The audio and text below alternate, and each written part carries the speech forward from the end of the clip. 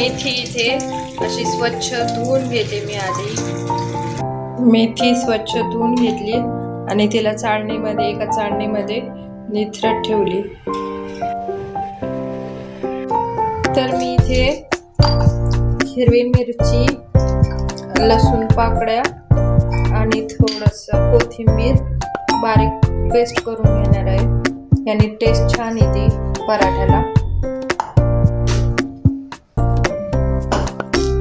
इथे मेथी अशी बारीक कट करून घ्यायची। इथे मेथी बारीक चिरून घेतली, त्यामध्ये गव्हाचं पीठ घेते 1 छोटी वाटी, पोहा घेतला, तीळ घेतले आणि चवीपुरतं मीठ, 1 छोटा चमच हळद, थोडंसं लाल तिखट आणि लसूण जिरंची पेस्ट घेतली आणि थोडंसं दही। हे सगळं मिक्स करून घेऊ।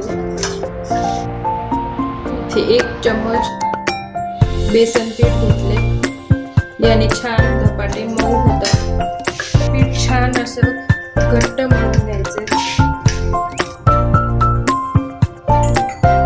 इथे पीठ मळून तयार आहे आणि हे 10-15 मिनिटं तेल लावून याला छान मुरू देऊया।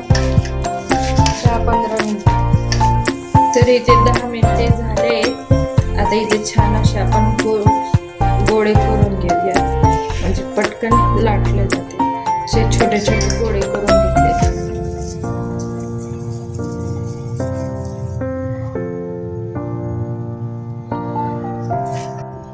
असं छान गोळा केलाय आणि लाटून घेऊया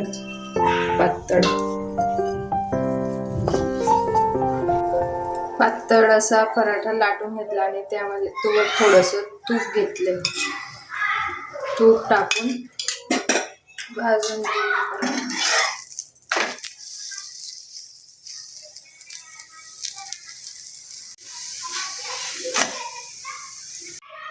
तयार आहेत माझे मेथीचे पराठे आणि त्याच्यासोबत दही।